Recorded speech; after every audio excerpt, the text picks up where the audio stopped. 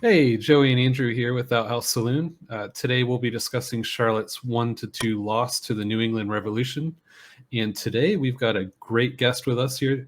It's Andres, one of the co-hosts of the Offsides podcast. Andres, how you doing? I'm doing all right. I like to think of myself as the handsome one of the Offsides podcast since there's no photo evidence to dispute it. Nice. So I'll go ahead and say I believe I speak for both Andrew and myself when I say that you guys put out a great podcast. It's great content. Everyone out there, make sure to check it out. Their links will be in the description below, and it's just great. Oh, we appreciate that. Yeah, we're doing our best. We've had about 5 episodes with audio issues. We finally got one sorted out, and then my brother went on vacation and delayed all that momentum. But yeah, Nice. the next episode should be out Friday. Cool. Awesome. Yeah, make sure to check that out. All right, now before we get started, let's go ahead and set the stage with the lineup. All right, so we ran our normal 4-4-2 with Kahlina in goal, a back four of Jaylin Lindsey, Guzmán Corujo, Kristijan Makoun, and Christian Fuchs. The midfield four of Brandt Bronico, Alan Franco, Jordy Alcivar, Benjamin Bender, and then the normal two strikers of Swiderski and Rios. Okay, and I will start off the player ratings, and we'll start back to front. Starting in goal, we had Kahlina. I gave him a 6 out of 10. For me, I don't believe he's definitely not at fault for the first goal. That was just a well-worked goal. We'll talk in a minute in the defense, who I believe was at fault. The second goal, one could contend, he pushed it into a dangerous area. Yes, that is true. But he did good to get to the shot. His defense let him down again 2 ways on that goal. So I'm not taking that off his score at all. I believe in the end he was a solid 6 out of 10. And the 2 goals scored were not on him. To me, they both go to the back line. And then starting on the back line, on the right-hand side, we had Lindsey. Lindsey, I rated as 6.5. I gave him the best rating on the back line. I thought he was very good going forward. He was a great ball carrier. The issue he has is when he gets into the final third, his crosses, they tend to either be short or be long. He just needs to work on that part of his game. Otherwise, I felt his defense was pretty solid. He wasn't involved in the 2 New England scoring plays. He gave good effort all night. You saw him hustling. So yeah, I thought overall his game was pretty good. So the next one would be Corujo, and I gave him a 5 out of 10. So Corujo is an interesting one because he is one of the 2 back 4 players directly implicated in both goals. On the first goal, the cross that came in from Bai, he was out of position somewhat. It was interesting when you go back and watch this that New England had they had 2 players split, Makoun and Corujo. And unfortunately, Corujo, the cross went to Busco, but Corujo was out of place, and it was a wonderful cross. So I'm, I do put him a little bit at fault for the goal, but the main man coming up that I'll rate, I put more at fault. So, and then the second goal, there is no doubt about it. Corujo had direct implications to this goal. He did get to the ball, but his clearance was laughable. I don't, Joey, Andres, I don't know what words you want to use for that clearance, but for that not to be an own goal was a little bit interesting. The New England player just, his leg just was right there. And then again, there's nothing Kahlina could do with it. So again, he was directly involved in both goals, so I can't give him more than a 5. Yeah, I think that's fair. I think his mistake that led to the second goal is just something that, he's a 25-year-old center back. He's got a lot of professional experience. I mean, that's just something that, a center back can't be doing. Just better to just boot it to the side or, boot it over the goal. Whatever you can do, just get it out. But to try to like turn and play it upfield or even just clear it upfield just seems like a really like kind of rookie mistake.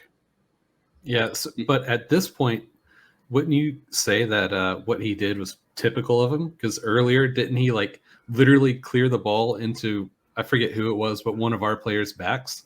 Yes, he did. Yeah. Yes, and on our watch along, we were discussing that something bad was going to happen because they could not clear the ball all night, and we were just waiting for it.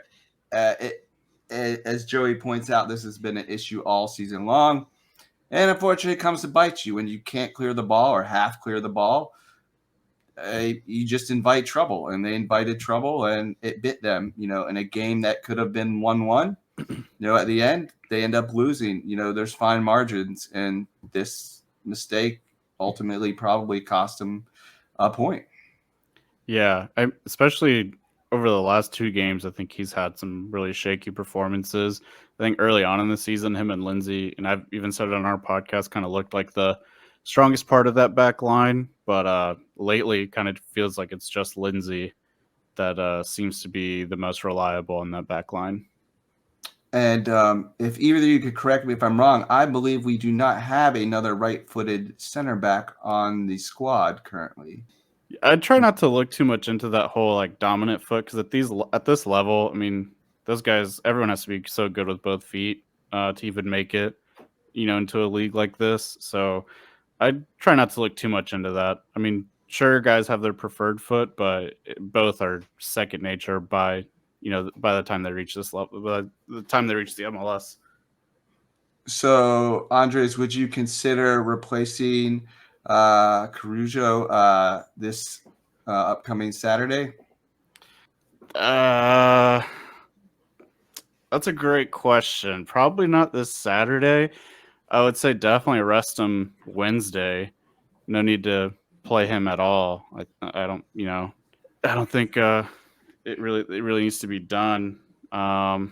Saturday though, I still like our chances with him in the back line. I still think, if he can find some form again, maybe simplify his game a little bit, I think he can go back to being that reliable center back. And I think if he can partner with Fuchs in center back instead of Makoun, I think it relieves some pressure on him. I think they look like our best pairing. And I think Fuchs at center back brings out a better performance out of Corujo. Yeah, I don't even think it's like a toss-up at all right now. I think it's clearly Fuchs and Corujo as our best 2 center backs. Could they be better? Sure, but they're best of what we have right now. Okay. Yeah, I mean, in that Philly game when Anton Walks played, I thought he looked really bad, and like his positioning was just like all over the place. That's probably, if he played Wednesday night and had an outstanding game, that's probably the only way I would feel comfortable with resting Corujo on Saturday, or maybe even just playing Corujo and then taking him out, 60, 65 minutes in. That's actually who I'm hoping to see Wednesday. I mean, the guy came up through the Spurs Academy, so you don't come up through the Spurs Academy without talent. So we'll see Wednesday, like you said. If he has a great game. I mean, I'm sure he's got to start. Like the one would hope, but yeah. We'll and then we've got Jean Zoboniski as well, who hasn't made his debut. If he plays Wednesday and has a great game, But I think, again, with it being on the road and just looking for that first road win, I think we just got to go with what's been working so far. And he's had 2 shaky performances, but I would say overall this season he's still been, probably our second best center back behind Fuchs. Okay. And his partner for this game was Makoun. I rated him a 6 out of 10. Again, I don't think this was a partnership. As already mentioned, this isn't, in my opinion, our best center back partnership. But I don't think Makoun had any tremendous errors. Somewhat fortunate, when you go to when you look at his heat map, he also was the one that was stayed back the furthest. So I don't, I saw him get some stick on Twitter, and at first I was giving him some, on the watch along, but looking back at the game and statistics, given his age, I think it was a 6 out of 10, something for him to build on, for the future. And then the final of our back four and my final rating is Kristijan Fuchs. To me, I gave him a 5 out of 10. Where to begin with this one? So he was, in my opinion, directly responsible for the first goal. And you could argue maybe directly responsible for the second goal as well. So the first goal, he was so far out of position. He left by completely wide open by himself. Didn't even realize there was a guy out there. By received the pass. Again, made a perfect cross, but that guy should not be so wide open. And then when he realized he was open, he didn't sprint or go out and try to, get him.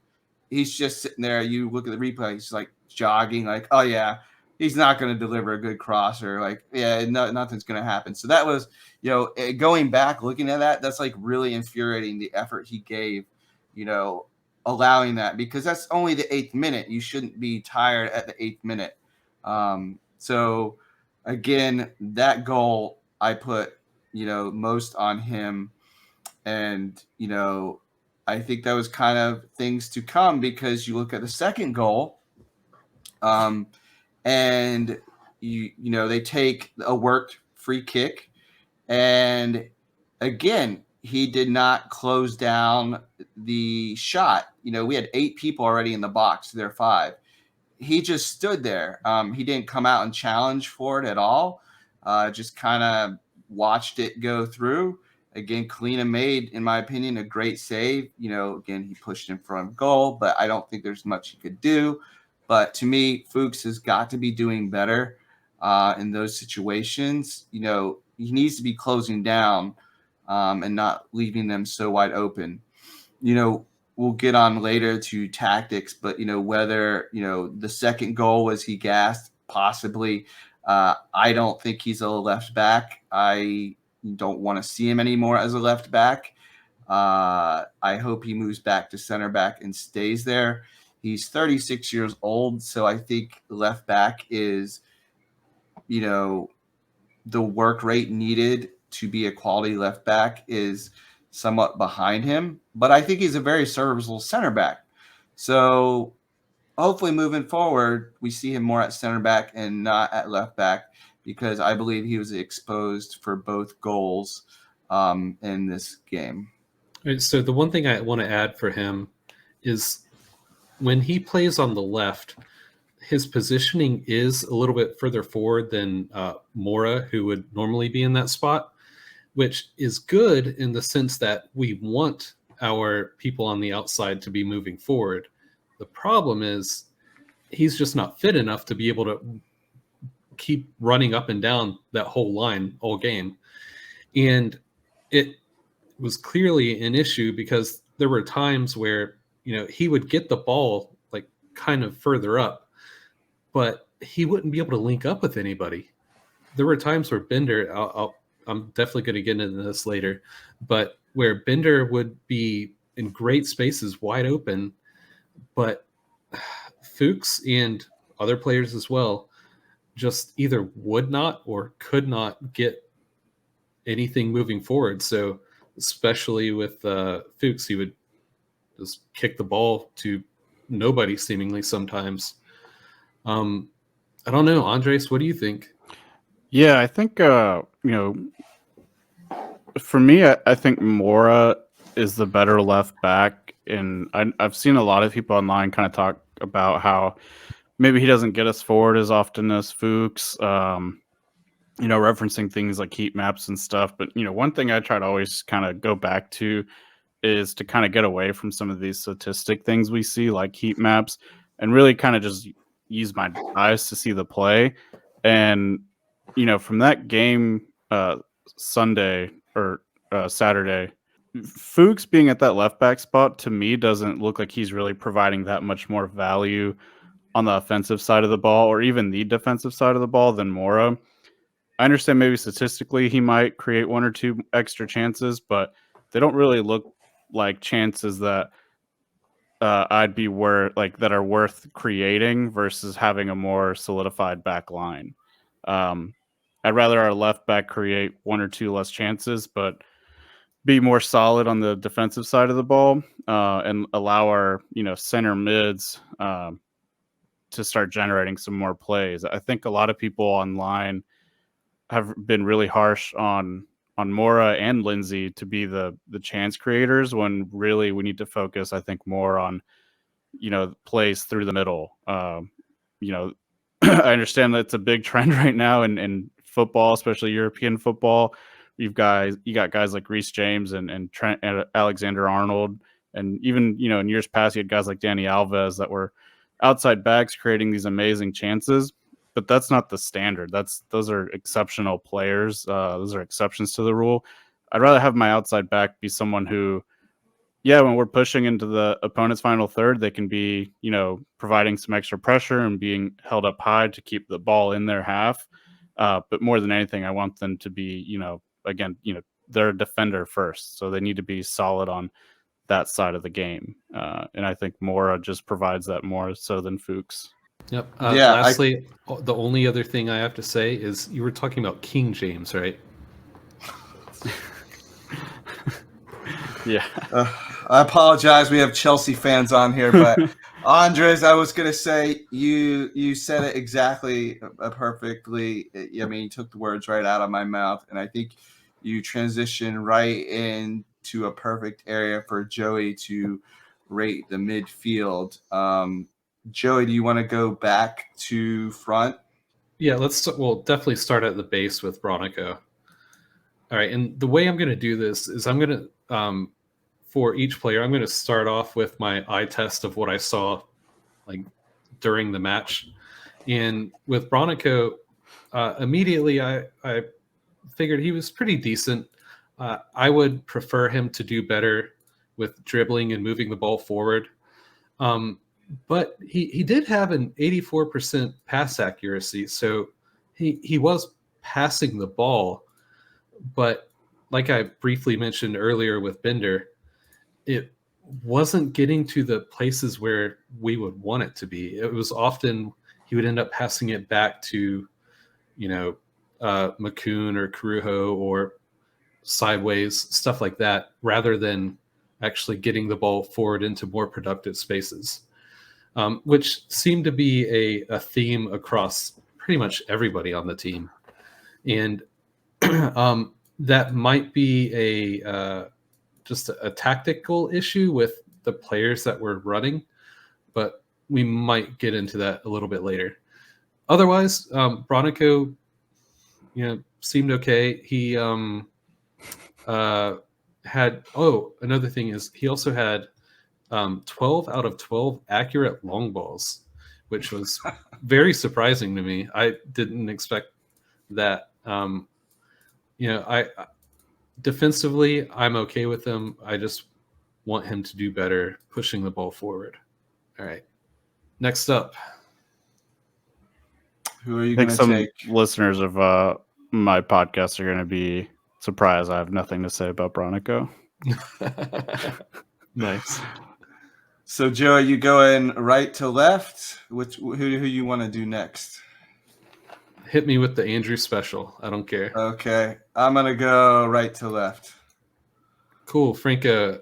Franco I've been kind of disappointed with him so far. For this one, give him 5 out of 10. Again, the eye test was not great on the day. Honestly, in the stats, he didn't really show up much at all. He did have, a normal amount of touches, but literally nothing came of them.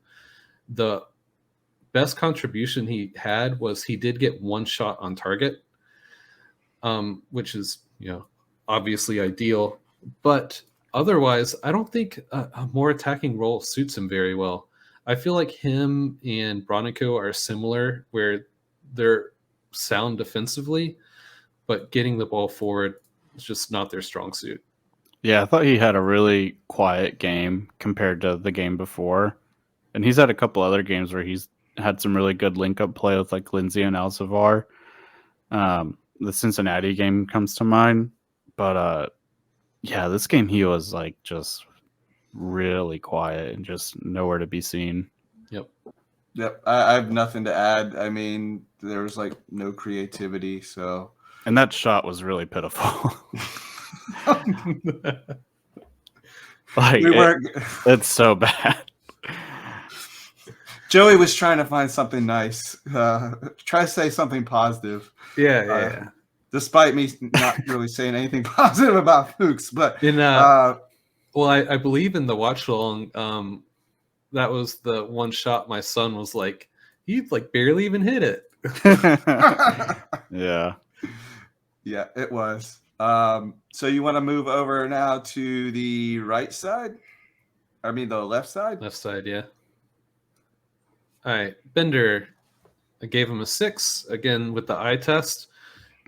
He honestly, it seemed like he was left on an island a lot.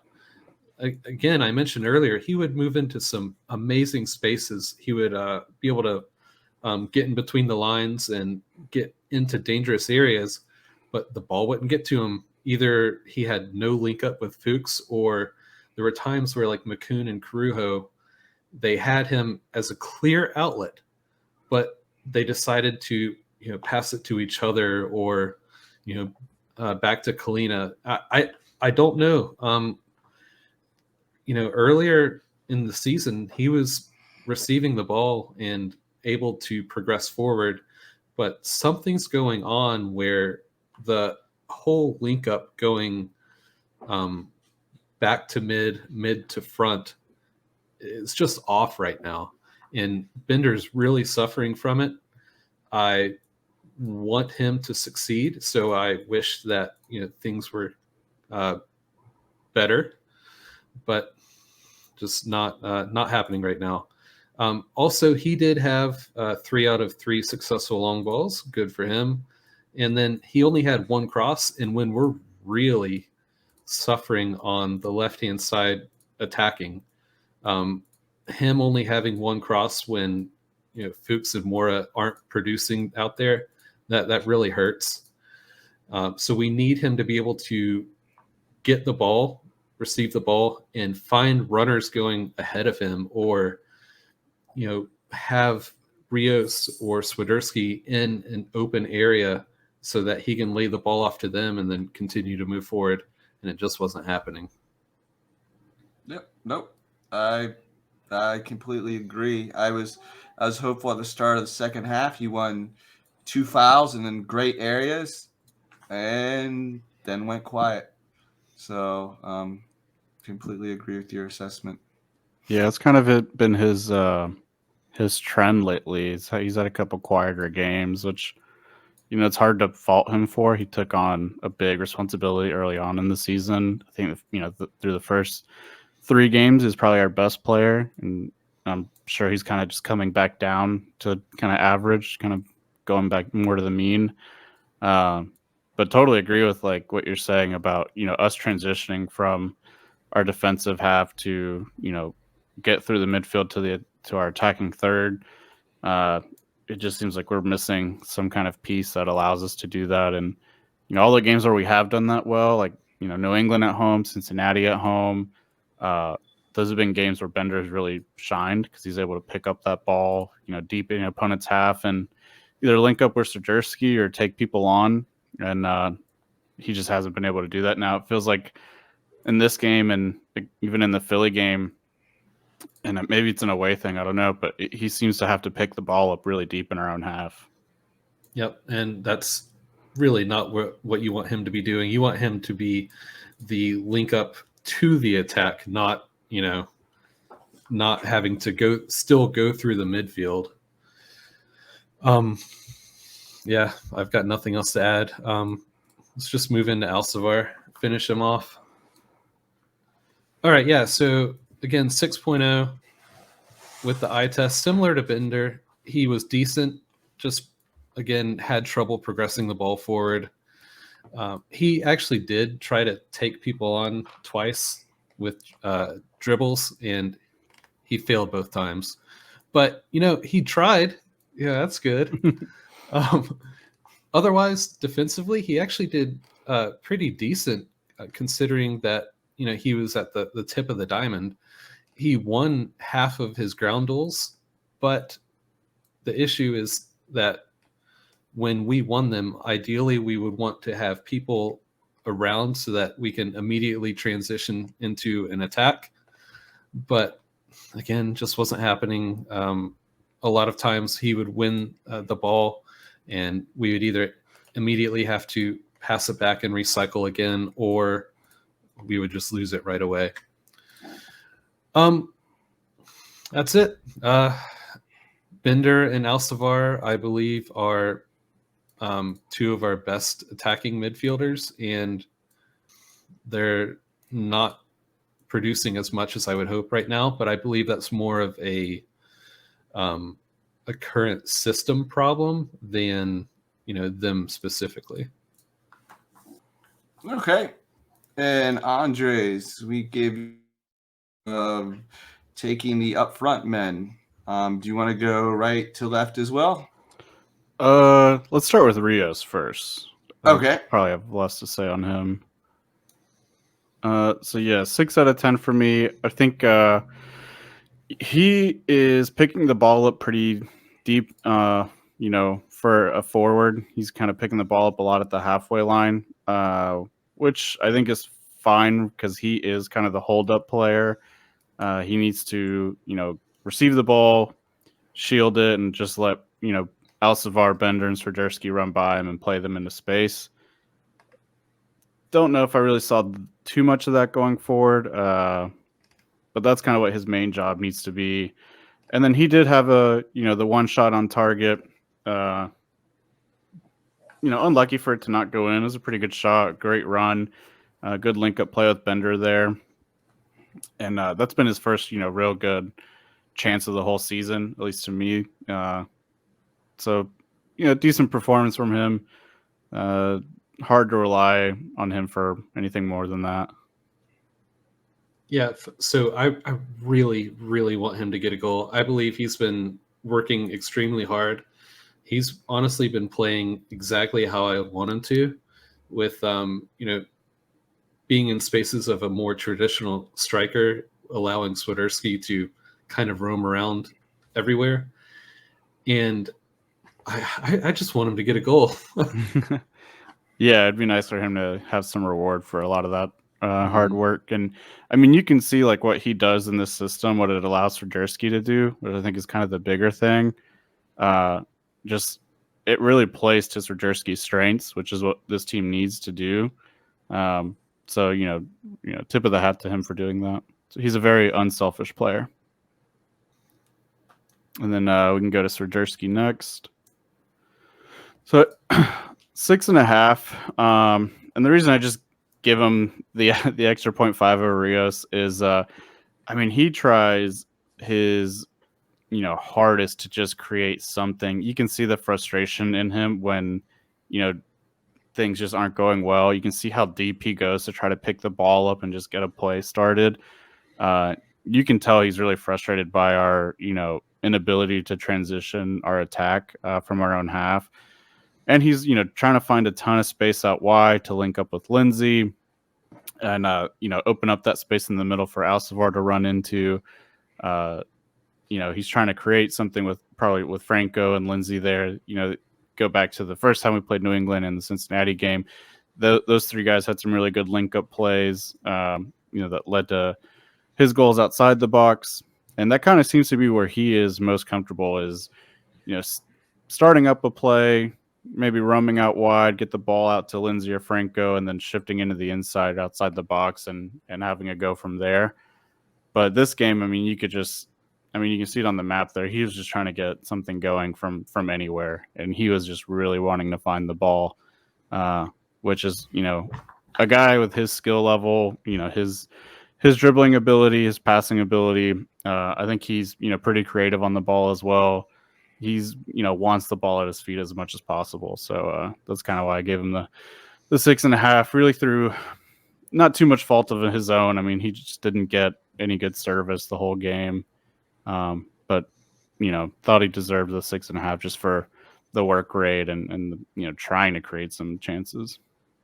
Yeah, for him specifically, I am amazed at just his sheer vision.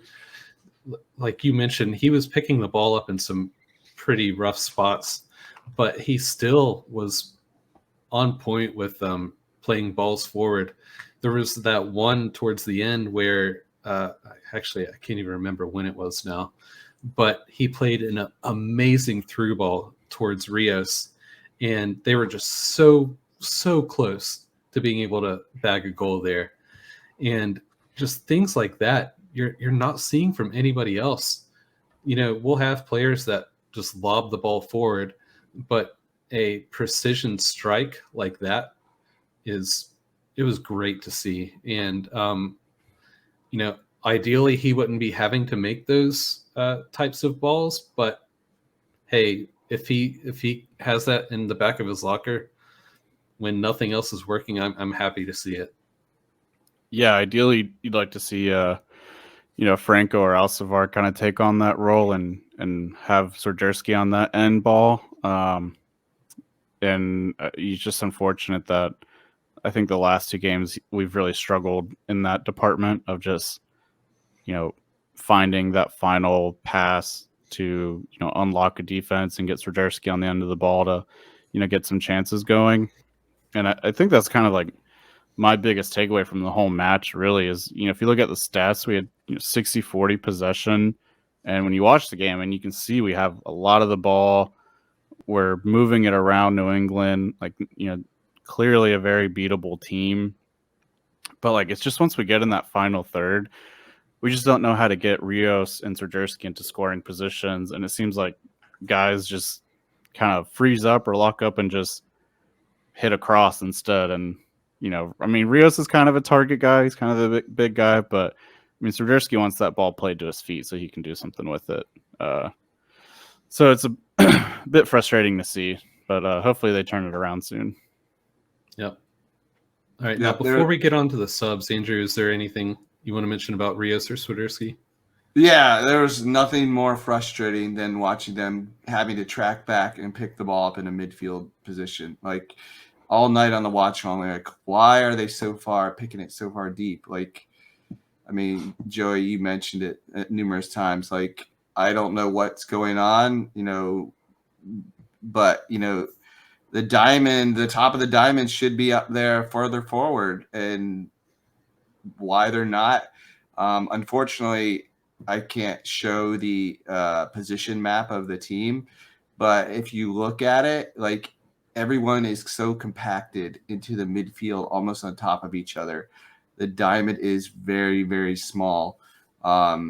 So, yeah, just watching the game on Saturday, it was just beyond frustrating to see him have to track back and get the ball, but then have the talent to do more with it than anyone else. So hopefully that will change. Hopefully they'll work on it. And, as Joey and I discussed offline, in the future, there could be potential formation change. We'll see. But we can move on to the subs. Well, hold on. Real quick. Just wanted to ask you guys, do you guys like this formation? Do you guys like this system? Well, I actually wanted to get into that. So, yes, I do when it works appropriately. So I'm gonna go off here a little bit.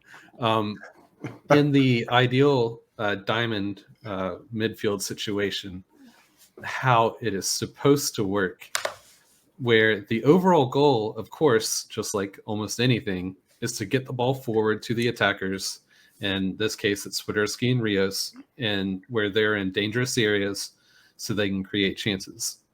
There's been definitely times throughout the season where we've gotten that to happen. And then here lately, it's not gone as well. And, we're seeing what's happening because of that. But what's really frustrating is right now, we are having to rely more on Swiderski and Rios to move the ball forward themselves rather than it being played into them. Mm-hmm. The stats show it, the heat maps show it. You can see it with your eyes. It's just what's happening. And even still, like they've come really close to making it work a few times just by themselves. More power to them. Like I said, it's amazing if they can have that stuff available to them to pull out. But the overall goal is to overload the midfield with our diamond. So what that means is we have a more narrow midfield, and then the left back and right back are out on the wings, mostly as in like an outlet. So you want the midfield diamond to progress the ball forward and just dominate with their numbers. And then if they get to a spot where they literally cannot because it gets so clumped up in there, we hit one of the outlets. And it works great against us because, as we mentioned, we constantly leave somebody open on one of the wings, and it costs us more times than not.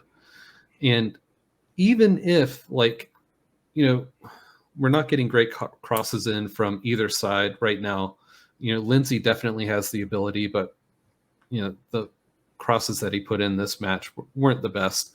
But even still, it will force the defense to move to cover them, and then we can reset and try again. But we're not seeing that at all. So, how do we be able to correct the issue of us getting the ball forward? I would personally, at this point, if they can't, make a change themselves with the players, I would just completely change the system. I would go to something different. What about you guys? I just feel like it's a very antiquated way to play. Like, this is how a lot of teams played in the early 2000s. I mean, every team, from like 2005 to like 2010 played a 4-4-2 with a diamond in the middle. And I just feel like the game has evolved past that. And it, formations, like in systems, they kind of change with the times. Like after the 4-4-2, the big one was like the 4-3-3 that, Barcelona kind of like brought back. And a lot of teams started playing that way. And now the big trend seems to be like 3 in the back with 5 in the midfield. And you see a lot of big teams starting to try that. But I just feel like with this 4-4-2, it's a little bit of an older school way to play in my eyes. And it's also, I just don't know if we have the right pieces for it. Like when I think of the very successful teams that played 4-4-2s, one of the big key components to me is having a very good holding midfielder that can distribute the ball. That can kind of act like as a quarterback essentially. And I don't want to hate on Bronico because I think it's also a system thing. But like every time he gets the ball, he almost immediately plays it right back to whoever gave it to him. I will say the last 2 games it's changed a little bit where he maybe every third ball he swings out wide. But even like when Derek Jones got introduced to the team, like I thought he was going to be a big game changer for us because, I was watching his tape and I'm like, this guy like receives the ball, turns and can play something, through the middle or dribble, but he can get forward. And when he played it, he kind of was doing a lot of the same stuff of like just passing it right back to whoever gave it to him. I would say like maybe he swings it out wide a bit more often than Bronico does. But to me, that seems to be like the biggest position that's holding us back is just having someone that picks the ball up deep in our own half and finds someone. I like to think of the Xavi Alonsos, the Toni Kroos, the Luka Modrics, the Michael Essians. Those guys were able to do that. And I just don't feel like we have that. Yeah, you mentioned Modric, and all I can think of are flashbacks from us getting pounded against Real Madrid, us being Chelsea. Yeah. But I mean, like, you see that creativity that he has there, Yep. right? Like, and he picks the ball up pretty deep in his own half. Mhm. You know, I would say maybe he plays a little bit more forward than Bronico and Jones. But if you think about like how Xabi Alonso used to play for Liverpool and Real Madrid and Bayern Munich, and then how Michael Essien played for Chelsea, like these guys would receive the ball from center backs or goalkeepers and turn and move the play forward, not just continually have their back to the opposition. You know what else they had different though, where the players around them were actually also moving forward. Yeah. Like if you watch a lot of what we do, we are pretty static. Like, yes, we'll move horizontally, but to actually get our you know, the people on the wings, Lindsey's pretty good at it. So you mostly have like Franco and whoever's in the left back position to get them to overlap and make runs forward so that we can hit. It's not happening.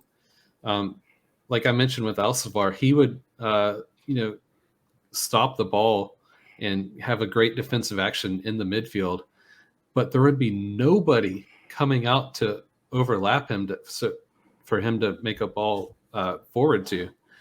And like if we start seeing that more often, I think, we could be fine. But if things stay as they are, I don't think we would really succeed too much in this formation. Yeah, I agree. I think we are a very static team as well. Like our build-up play is very slow. Yep, and I was taking notes because Andres, you said everything. I don't believe we have the personnel. The most important player in the diamond is the base, and not going to hate on Bronico, but he's not good enough. I don't necessarily believe our fullbacks are good enough. I think Lindsey could become good enough, but definitely not left back is not going to be good enough.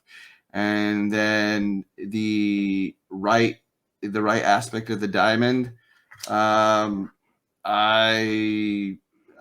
don't know if they're good enough. I mean, because they got to be box to box, engine running. I think Bender can do that. He says he wants to be a box to box midfielder, so yeah, he could do that. I don't know if we've seen it from the other side necessarily as much. So personally, I don't think we have the personnel at the moment to run it, and it will be interesting, when the new midfielder comes in, because he will present a conundrum because he doesn't really fit in to the system we currently play. So, but that's probably another video for another time. But but get your point. I agree, like pretty much with what you guys said. I would stick with this formation now because it feels like that's what they know, supposedly. But then you, like Joey was saying, you look at our I wish I could have a picture. You look at our positioning in this game. You have a very, very compact diamond. Like literally, they're almost on top of each other. And then you have your two center forwards, like almost on top of that. Like the spacing is not really great. Well, if you look at that first goal, like Bender, Alcivar, and Bronico are all covering the same guy, who then just swings it out wide to find Bai wide open, who does the one touch cross. And it's like, why are three guys covering it? And how is he still getting the pass off too if three of you are on him? Yeah, so here we have into is this a tactical decision by Miguel to tell them to lay off a little bit? And I've been a proponent of putting on the pressure. When we apply our press, we cause a lot of issues. I don't think we do enough of it. I think we lay back too much. And let this type of stuff come to us, and I don't like that one bit. The other thing is it can be successful to overload one side of the pitch and apply pressure on let's say the right side, and then force the opponent to switch the play to the other side, and then once that happens, we crash that side. When we force that switch, though, we are not reacting. Like the very first goal, Fuchs just literally, like, he couldn't have been more lackadaisical jogging over there. Yeah, I don't think he expected the guy to cross it on the first touch. I think he thought the guy was going to take a touch and probably dribble it or slow down the play. I don't think he was expecting a one-touch pass. Yeah. And the only other thing I'll say about the diamond is, because I am a Newcastle fan, and Steve Bruce did employ the diamond toward the end of his career. It is one of the most physically demanding formations. So fitness levels need to be really high. And, we ended up losing quite a few people to injuries playing that formation. So I personally also don't think it's going to be sustainable through the whole year. So that's another reason I kind of think they'll end up switching. They'll either be forced to switch, or they'll just naturally find a new formation. What would you guys like to see with, if you were Miguel, you got the same personnel. I mean, how do you want to put those guys out there? Oh man. So what's interesting is I actually already have it in my notes, because I've been wanting to get to this, but I don't know the time constraint. But anyway, I would do a 4-3-3. I think we have the players, and especially with our third Polish player coming in, I think he would fit right into that. Mm-hmm. Otherwise, and no matter what, I don't care if we swap formations or whatever. I want Adam Armour to start. I want him playing on the left-hand side of the field, moving the ball forward. We'll mention his brief appearance here in a little bit, but I want him playing. So yeah, Joe and I already talked, and I'm a proponent of the 4-3-3 as well. I think when we bring in the Polish midfielder, I think he will lock down the right winger side, and he has the speed. I think that will be his best formation. If they keep the diamond, I don't really know where he plays in the diamond that shoots to his strength. Mm-hmm. So, yeah, totally agree. So, okay. So back on track real quick. I shouldn't have brought up the formation. Sorry, I caused the tangent. No. It's total. Joey and I have debated this back and forth, because we were like, what are they going to do?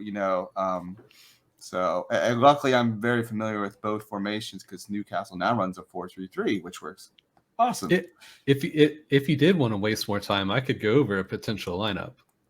But let's finish the subs here real quick. Let's get through this one, and then we'll do that, because I'm gonna rate Miguel here, and I think we already know where we're going based off his tactics, but let's go through the subs real quick. We had Reyna come in. He took Rios's place in the 73rd minute. Who rated this one, and who wants to take him real quick? I'll just put in my quick 2 cents. When the initial sub happened, he came on for Rios, and I was a little concerned, because they are not. It's not a like for like sub where Reyna can't occupy the same space that Rios did. However, his added speed was seemingly exactly what we needed. The goal that Titi Ortiz got, I'd say, was a lot due to Reyna's speed being able to get the switch that Fuchs hit. There were a lot of times where Fuchs would hit a ball like that, and nobody would just be able to get to it. I loved his added speed.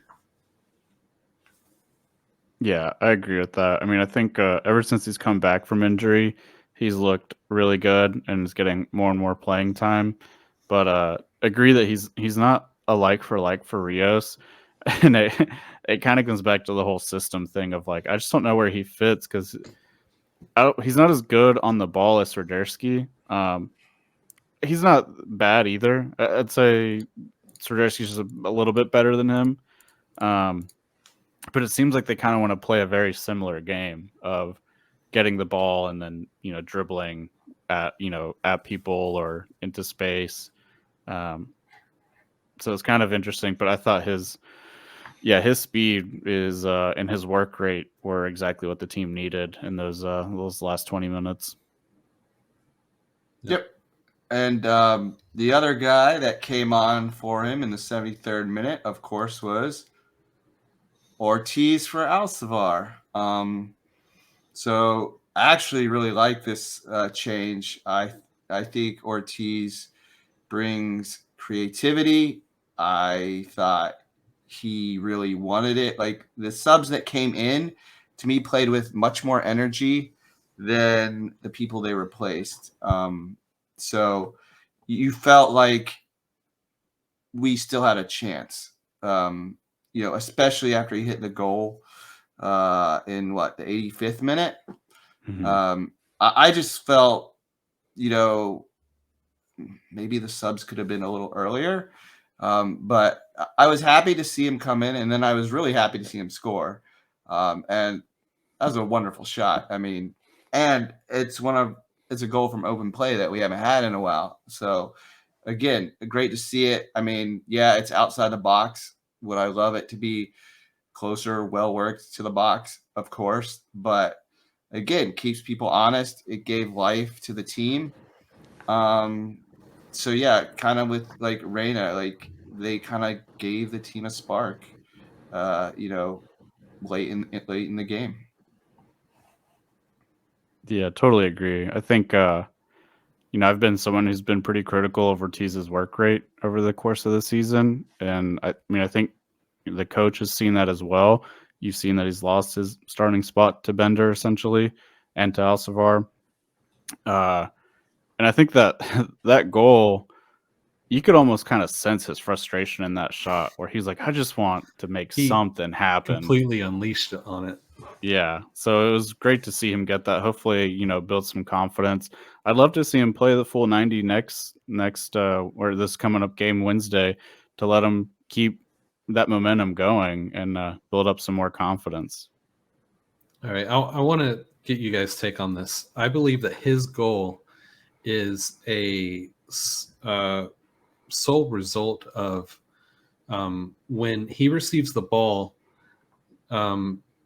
Ruiz makes a run forward past him and opens up the space to allow him the time to get that shot off.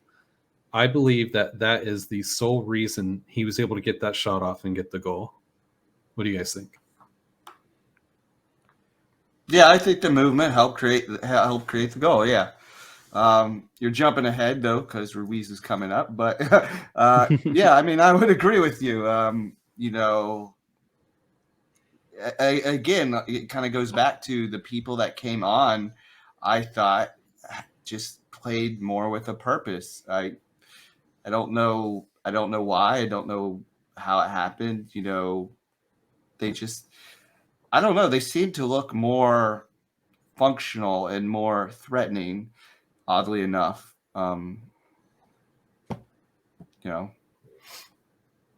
Yeah, I agree. As for Ruiz's run, I'd have to watch the footage again. But to me, what it really felt like Ortiz just received that ball and was just that shot was just like a big release of frustration over the last couple of weeks. Like, because if you think, try to put yourself in his shoes, right? You're supposed to be the number 10, like the big creative outlet for this team.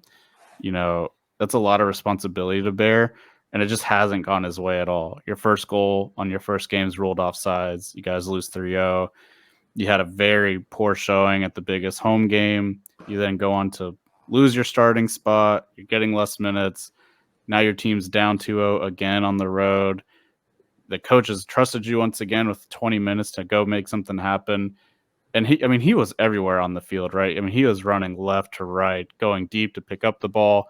So to me, it just looked like he turned and was like, just go in, like I'm shooting this and it's going in. It just looked like he was really almost like a big sigh of relief once he shot that ball. Yep, I would agree. So the next subs played roughly 10 minutes. So we're going to go, Joey, quickly through them, but I'll let you have your talk here real quick. Yeah, on Armour. Like I said, Yeah. Armour, I want to see him playing we've mentioned this ad nauseum at this point. One of our biggest issues is getting the ball from the defender through the midfield to the attacker. He immediately came on, picked up the ball, and just started dribbling forward. Honestly reminded me of, again, us being Chelsea fans, of being like Kovacic, where he just gets the ball. He doesn't care what's in front of him. He just dribbles and goes. I want that to happen more. I love seeing it. Give me more of it. Okay, next up is Ruiz. Other than clearing out for Ortiz shot, anything else to add to his? Again, just a burst of energy overall with all these guys. It was great to see. Mm-hmm. And then poor Gaines came in kind of unexpectedly. Couldn't have been more shocked to come off the bench. That TV shot of him was great. Yeah, they didn't need to like zoom in on him. They could have panned to the crowd or something. But yeah, I think he had to borrow someone's cleats. I don't even think he brought his own. So I was not expecting to play today. Yeah. So the last two we have are the coach and the officials. So we'll get to Miguel. Does anyone want to take this? Yeah, I'll start it off. Okay. Wasn't too impressed. The typical late subs would have, each of them like 10 minutes sooner would have preferred. Otherwise, the tactics, not really sure. We're talking about leaving guys wide open, not closing down. I don't know if that's solely on him or the players themselves, but he ultimately is responsible and just needs to do better. Yeah, I mean, I would love to see his like notes from like practice sessions, because there's just like some. I mean, the big one for me is just like the Bronico over Jones. I just want to know like why that's happening, because when Jones started against Cincinnati, one, we had our first clean sheet, I believe, and then two, I thought as a unit the team played and distributed the ball a lot better. And we haven't seen him since then. So I would love that question answered from him. But then two, I just think, his system is very slow build up, and he really wants to like stick to the system and just trust it. And I think he needs to be a little more adaptive in certain game situations. When you're 2-0 down with 20 minutes left, you need to have the team play with a little bit more intensity and say, hey, I know we normally like to build up slowly from the back, but we need to turn up the tempo a bit, and it just seems like that never really happens. Yep. Really, I go with a 5 because I like that they went out and tried. They took the game to New England at the beginning, and we had more possession. But I hated the tactics. I don't know why we were attacking through Fuchs. Didn't make any sense. Our midfield kind of got left out. Crossing and long ball for days. I just wish that they could work the ball through the field better. Whether they can or not, I don't know. I'm not at practice. I don't know who is available for selection. So it might be hard to say. Fuchs at left back, it just could be that's how it was because there's no one, left. I don't know. But I just wasn't a fan of the tactics beyond taking the game and pressing initially. I like to see that. It was better than 5 at the back. So, that probably saved him from a 4 for me. So, yeah, the Fuchs one is so weird just because, I think the last, not counting the Philly game, I think the team has looked a lot better with him at center back and Mora at left back overall on both sides of the ball. So to go back to change that up is kind of odd. Yeah, and you can marshal the back line a lot easier from a center back position than you can from a left back position. So again, who knows? Maybe there was something that don't know about. Yeah. Well, while we're just talking about his rating specifically, another thing that we haven't really considered or talked about, at least tonight, is conceding a goal in the 8th minute. That has to be a little demoralizing, right?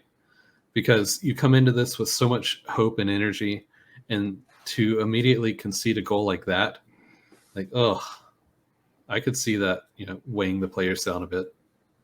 Well, they also conceded it against the run of play. Like they were completely the first,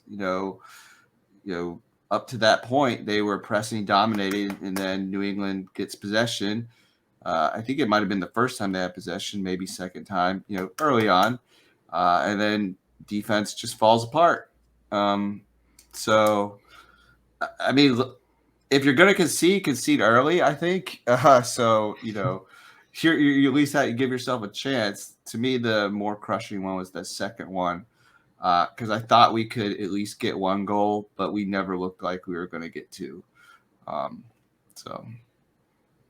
Yeah, I totally agree with that. And to concede early after that, your last away game against Philadelphia where you conceded early twice, in each half, that's got to be, some PTSD to those players of like, oh, God, here we go again. We're just cursed on the road. Like, what's going on? I could see that weighing on them. And then for our final rating, as we normally do when we do player ratings, we also rate the officials.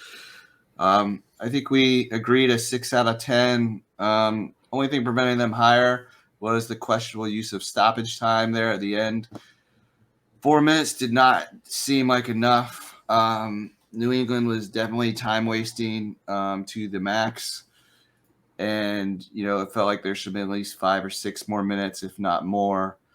So that was kind of a questionable. But otherwise, I don't remember any calls that were blatantly completely missed, or completely I disagreed with. I think the official let the game, for the most part, flow pretty well. There were only 3 yellow cards, so the game had a nice, it wasn't stop-start, other than New England players falling down. So, yeah, I mean, that's why I think they deserve a 6. I think they were, if we could get this level of officiated each game, I'll take it in the MLS. Yeah, you're the lone ref here, so no comment from me. Yeah, the only thing I would say is it just feels like in the MLS in particular, officiating seems really inconsistent throughout the game sometimes. We talked about, or I guess, off the podcast, we talked about, when Makoun goes down, the ref's immediately trying to shepherd him off. But then when New England had a player go down, he just kind of let him lay there. And the guy even stood back up and laid back down. It's like, you got to do something. Like, you can't just let them waste time. And we got to mention, there was no contact with that. Like, if that was a cramp, it was an awfully well-timed cramp. One of the many well-timed cramps. I mean, every team does it. We're not naive to think they don't. It's just the amount of time that was put back for the wasting, and I think there was a legitimate injury, head injury earlier as well. Plus there were 2 goals. So I expected more than 4 minutes. Mm-hmm. But Would it have affected the outcome of the game? Probably not. But like you said, Andres, being an official myself for American football, you want to be consistent. So that's the big thing as officials. We want to get it right, and you want to be consistent, because if you're not consistent, the players, they just get confused. So if you're going to be consistently wrong, then be consistently wrong. I mean, but you'll get marked off, and you might be officiating the worst game of the week. But like you said, players need consistency. The MLS needs to increase the consistency. I agree with you, or increase the consistency. But like I said, I think this crew, other than the questionable time added, I thought they were okay. I mean, compared to other games we've had this year, we've certainly had way worse. So yeah, absolutely. I do have to say though, I disagree a little bit saying that it didn't have much impact on the game, because it seemed like we were really starting to build momentum, and especially Ortiz, like it seemed like a lot of stuff was starting to flow through him, and it kind of looked like we might get a second, not necessarily a second goal, but at least some chances, And when that guy went down, it just killed the game. I mean, it's like when you watch, American football, and they just kill the clock with runs up the middle and slow huddle and all that. It just really killed the game right there when the guy didn't really do anything to hurry up New England. And even the substitutes took forever. That's part of the game, I guess, but it felt like the guy going down with the cramp or whatever just could have been handled a bit better, and really did kill the last little bit of momentum that we had. Yep. I mean, that was the prime time for what Armour showing us what he could do. He was, like I said, getting the ball, driving through the midfield, and making connections towards their third. But we couldn't see any more of it. That supposed cramp came off of a foul, so there's a dead ball situation. So we were kind of sloppy toward the last few minutes of the game as well. We didn't do as good as we could. There was some out of bounds plays. And you guys know at the end of the game, if you're chasing the game, don't kick it out of bounds. You already know the guy's going to take like 50 years to get it in. And don't commit silly fouls that gave, I think it was Gil, whatever the Spanish guy's name. He's, obviously professional. He's the one that went down with the cramp. Just don't commit those silly things. Just let the game keep going. So I don't know. I just didn't think we had a way back at that point. But again, you never know. Newcastle won at the very last play this weekend. So who am I to say that couldn't have happened here?